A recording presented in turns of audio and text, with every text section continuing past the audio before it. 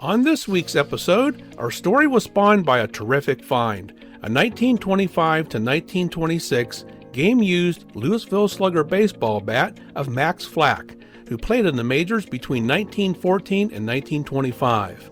We'll be taking a look at the major league career of Max Flack, who not only made it into Major League Baseball's record books with a couple of his unique acts, but years later was thought to have been an inspiration to members of the Chicago White Sox who were accused and later banned for throwing the 1919 World Series in what was known as the Black Sox Scandal.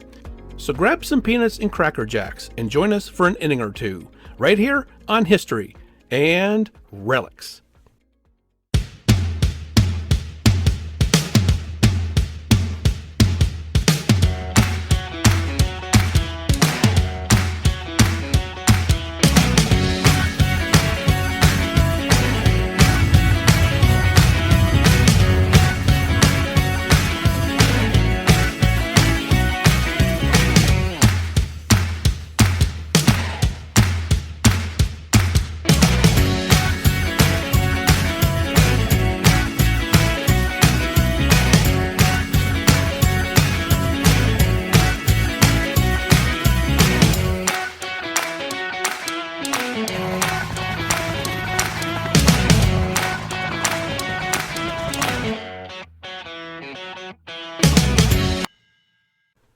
Conrad Max John Flack was born on February 5, 1890 in Belleville, Illinois, just across the Mississippi River from St. Louis.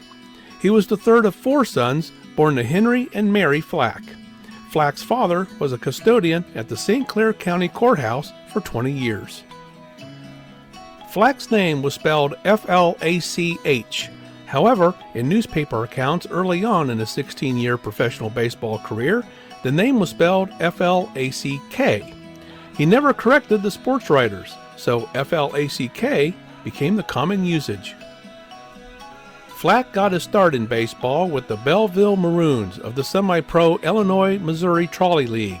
In 1911, at the age of 21, he turned professional when he signed with Tulsa of the Class D Western Association.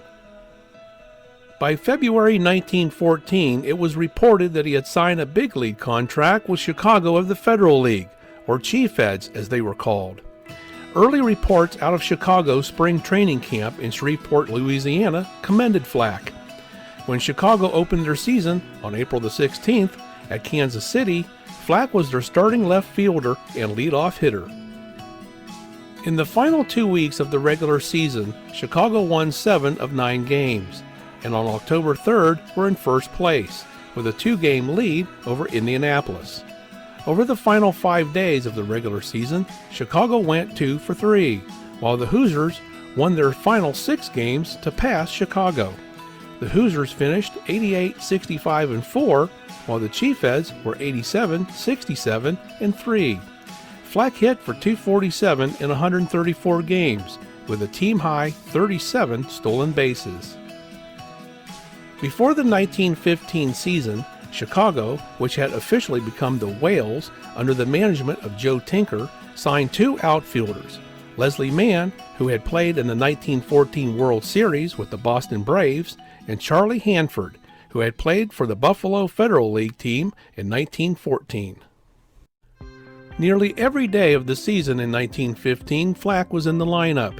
He batted .314 and led the team with 37 stolen bases, ranking 4th in the Federal League in both categories, and played in 141 games. The Whales finished in a tie for first place with an 86-66 record, while the St. Louis Terriers record was 87-67. However, the Whales had a winning percentage that was better than the Terriers, thus they were named the champions. The Federal League, American League, and National League reached a deal in December 1915, where the Federal League ceased operations. Whales owner Charles Wiegman bought a majority interest in the Chicago Cubs and merged the Whales and Cubs franchises. The Cubs appeared in 4 World Series inside of a 5-year period between 1906 and 1910 and won at least 88 games in 1911, 12, and 13. But their record in 1914 fell to 78 and 76. and fell again in 1915 with a 73-80 record. The Cubs were slated for a rebuild for 1916. On opening day, April 12, 1916, in Cincinnati, Ohio, Flack was in the Cubs lineup in a game against the Reds. The Cubs started the 1916 season strong, putting together a 7-game winning streak in late April, but later finished the season in 5th place with a 67-86 record. Flack batted .258 and had a team-high 24 stolen bases in 141 games. He led the National League with 39 sacrifices. In 1917, he batted .248 in 131 games as the Cubs finished 5th again with a record of 74-80.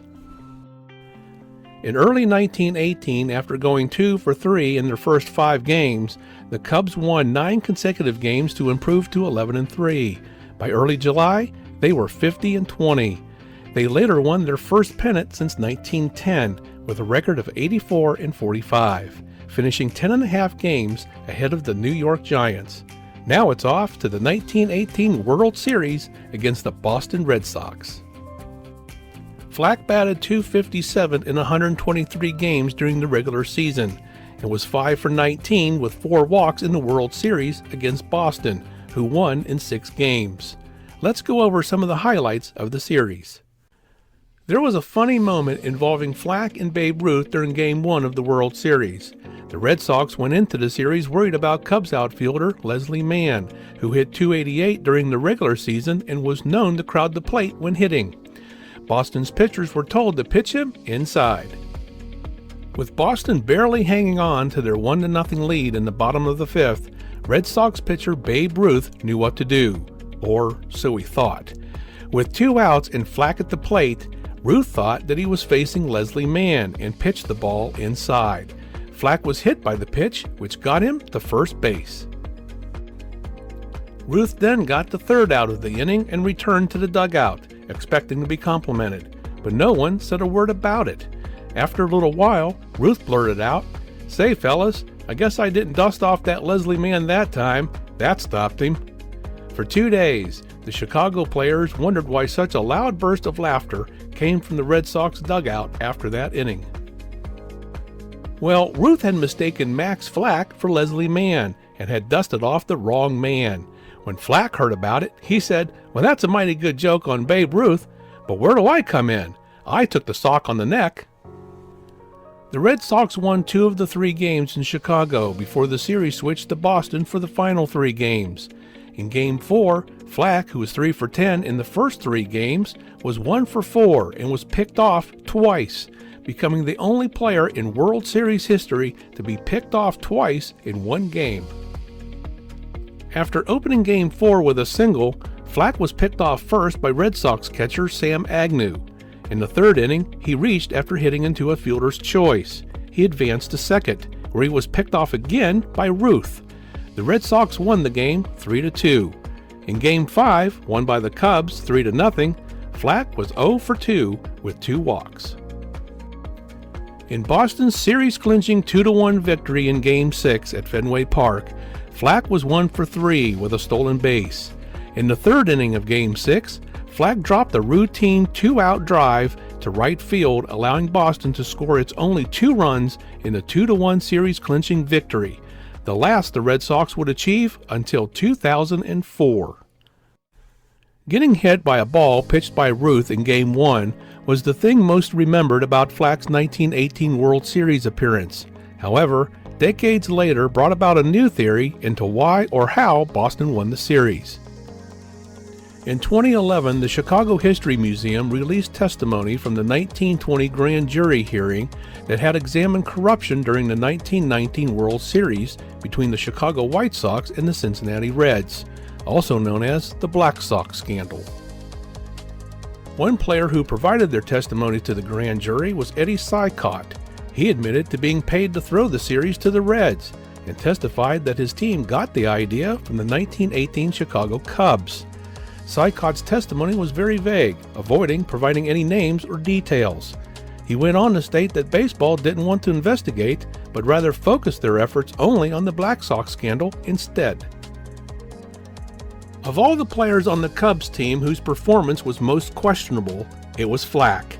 Flack made critical errors and misplays throughout the 1918 World Series, including getting picked off twice in one game, a feat not duplicated since in any World Series game, and for the throwing error in Game 6 that resulted in Boston clinching the series.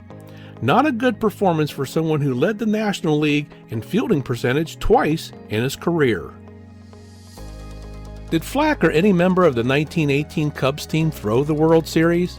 Who was Eddie Sykott referring to in his grand jury testimony during the Black Sox Scandal? What proof was there, if any? Or was he just trying to turn the spotlight onto someone or something else to get it off of him? Maybe Flack just hit a streak of bad luck and had some bad plays at the wrong time. We may never know, and just because something is feasible doesn't make it so. Also something to consider here is that World War I was going on. Many were enlisting or being drafted during this time, and if you weren't in the war, you were working for a company ultimately supporting the war effort. There was little free time or disposable income to attend games, leaving attendance and revenues at the World Series rather dismal. For example, attendance at Game 5 was only 24,000 and 15,000 for Game 6. Additionally, there was a new pay agreement also in effect that provided for a share of the World Series revenue to be given to the second, third, and fourth place teams, thus causing players, especially in the World Series, to be disgruntled. So perhaps this had a lot to do with player performance as well during the series. Flack continued on with the Cubs for several successful years and even made more history during the 1922 season.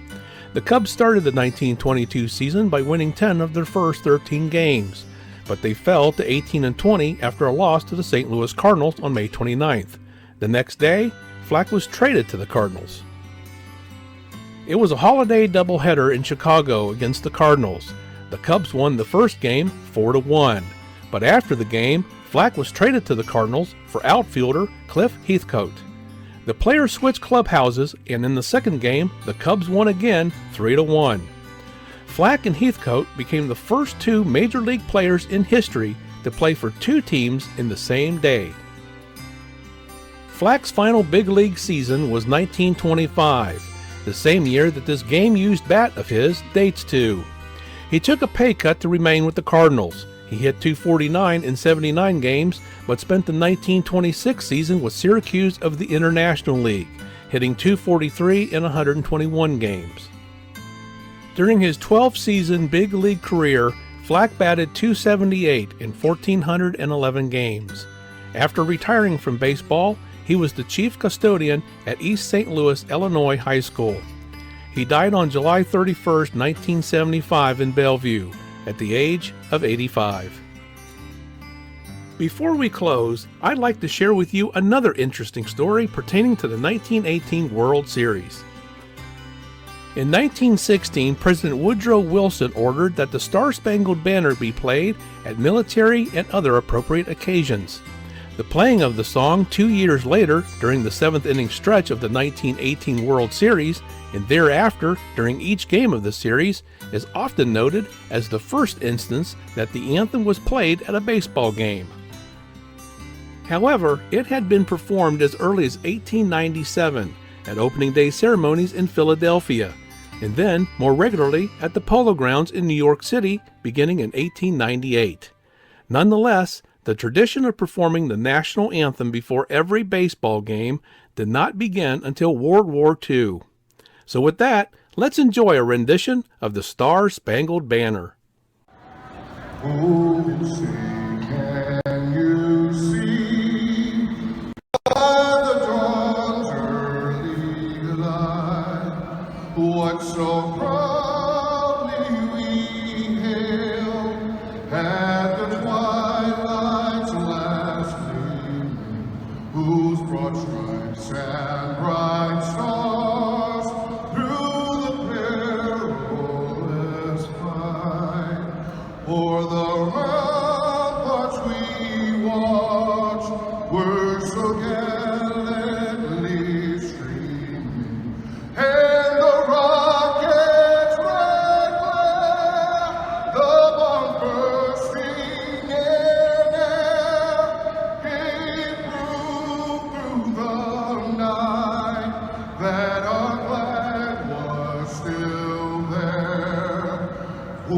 say does that star-spangled banner yet wave?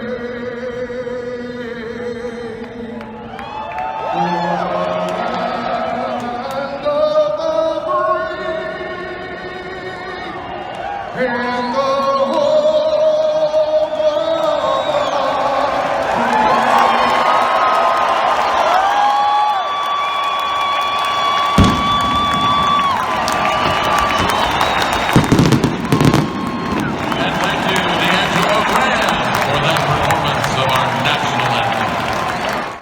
Thank you for joining us today. We hope you enjoyed our program. If you like our content, we ask that you give us a thumbs up, a like, share with your friends, subscribe to our channel, and ring that notification bell so you always know when our new content is published. And all of this costs nothing, but means a lot to us and keeps us growing. You may also leave us a tip if you choose. The address is provided here on your screen, and a link is provided in the description area below. So until next time, everyone, this one is history.